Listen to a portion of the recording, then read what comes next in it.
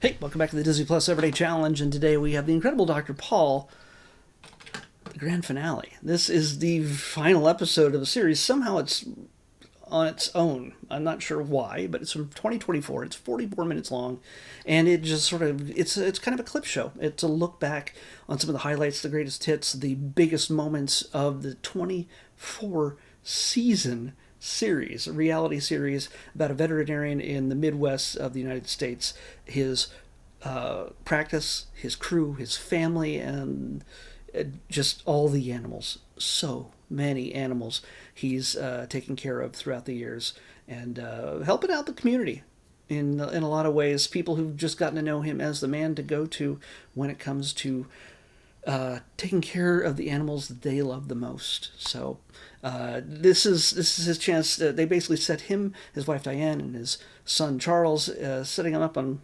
chairs and having them watch clips from past episodes, big moments for them, talking about their family, the pets they've had.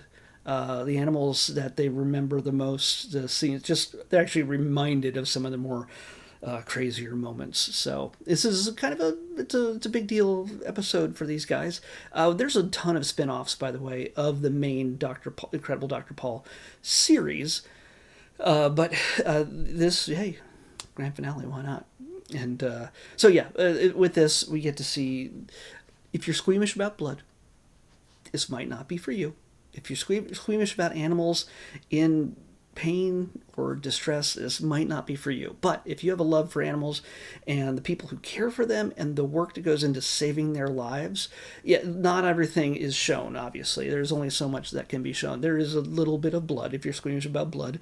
There's often scenes with him with his arm way deep inside a cow, helping to maybe a birth that might not have gone correctly without his help. Arm way deep in there, his bare chest covered in blood. Yeah, you're going to see stuff like that in this. It is not uncommon to see something like this in any episode. But you also see dogs and cats and hedgehogs and I don't know, ferrets. I have no idea. I haven't seen all the episodes. I've seen a few, and I've seen each of the specials, and now I've seen the finale. So if you're a big fan of these guys, and honestly, I would watch this last if you haven't watched all the episodes. It's a lot. It's like 290 some episodes. I would save this for last, but this is a good way to say goodbye to the gang, but not forever. Because there's still one more series left on Disney Plus that I haven't watched yet, which was just added in the past year. Because it picks up where this one leaves off. So it's not really a grand finale. There's the incredible Dr. Paul farm, or just the Dr. Paul farm. I'm not sure exactly what it's called offhand. But yeah, there's still one more to go, unless they make another one at some point. I don't know if they can beat 24 seasons, 290 some episodes, but yeah, this is kind of a big goodbye to the fans, the people that they've worked with, people they've assisted in their community over the years. And he's, this is a guy who's never really, I don't know if he ever really imagined himself being a celebrity or anything else. But he has gotten a certain level of celebrity, even as just his crew who just help out around the clinic, around the veterinary office. They got to make sure they don't, like when Brenda, I think, says at one point, she's like, I can't go to the grocery store late at night because if I can't go, if I go and I don't do my like a hair, or I just put on an awful outfit, somehow somebody's going to find her at at 2 o'clock in the morning after a long day at work, and she's getting a snack or something, and somebody will walk up to her and go, "Hey, so you're from Dr. Paul? Can I get a picture?" And she'll look like crap. Nobody wants that. So you get to see the camaraderie between the family and the new generations that are born into it. The comedy, the unintentional comedy. By the way, I am not a fan of reality TV shows. I've said this many times in the past. But there's mostly because reality shows are fake. They're very scripted. There's nothing real about them, but there's something very real about this show. Yes, certain things are probably orchestrated for continuity's sake. Oh, Diane's birthday is coming up, so they're going to center an episode around Diane's birthday, along with all the animal stuff. That's we got to do veterinary stuff at the same time.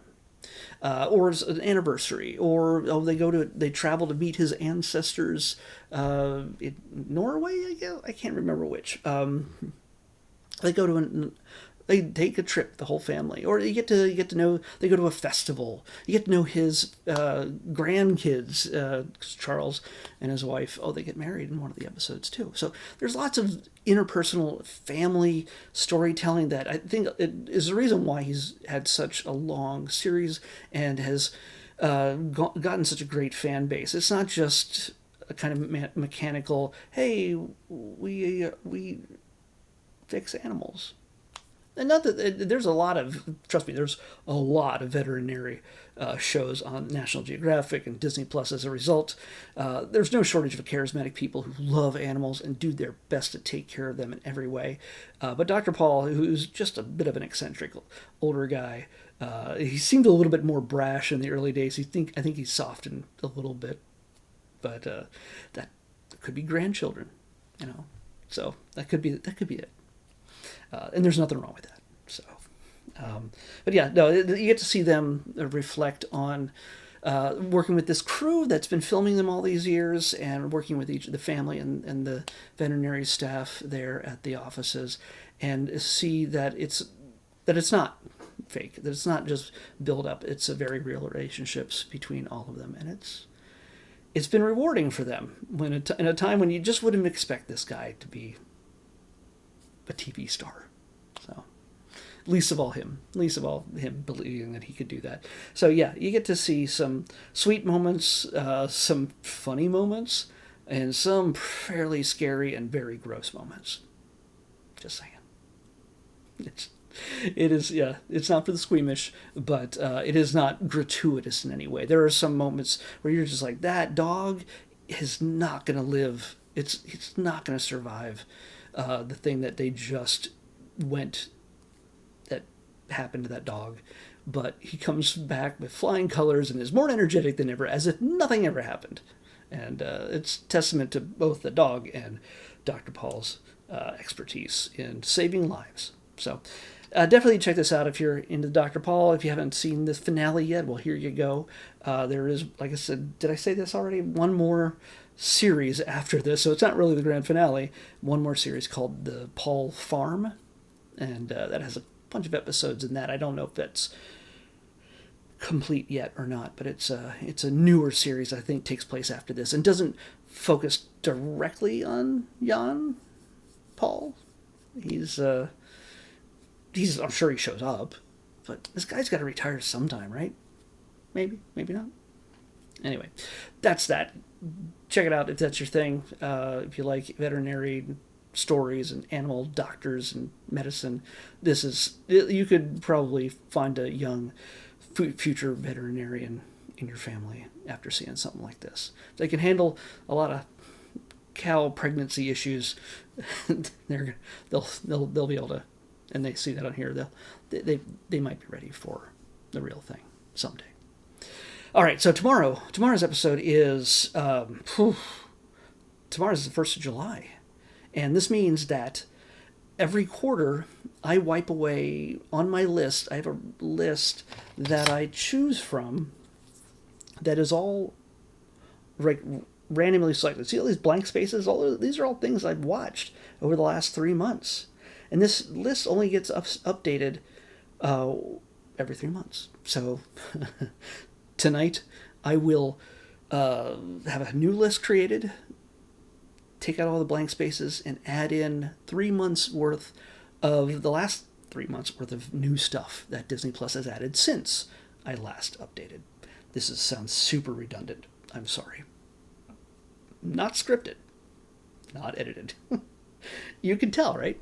So tomorrow, I've already picked tomorrow's episode, mainly because Disney is having a throwback summer kind of event, and I got to witness that firsthand at a recent convention. Maybe you'll see a little bit of that.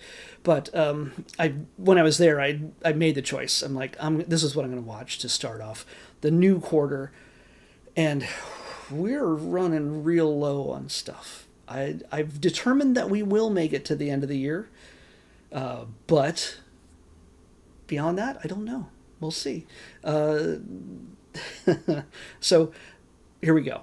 Tomorrow, we're going to watch a little something that was never on the Disney Channel, never on Disney XD or anything else. It wasn't a Disney film. This actually is brought over for 20th Century Fox, but it is from the throwback era that Disney Plus is promoting for the summer, and that is for the last 25 years, from the year 2000 onward, maybe a little into the 90s, maybe a little bit. But mainly the year 2000, and that's 25 years to choose from for the most part. It's the early stuff, really, that they're focusing on. So we'll see if I can get give you a little sneak peek of what they're talking about there. But amongst all of that is a show from that premiered on Fox in the year 2000, and we're going to be watching one of my favorite TV series from the last 25 years. Malcolm in the Middle. Yeah, it's now on Disney Plus. It surprised me. It came out of nowhere. I didn't see it listed as like, hey, we're adding it. Nope, didn't see it. It just showed up. So I'm going to make sure I watch it. I've been dying to get on watching the premiere episode again, and maybe a little bit more. So that's what we're watching tomorrow. Start of July, the start of the last July possibly of the series. We'll see. Don't know.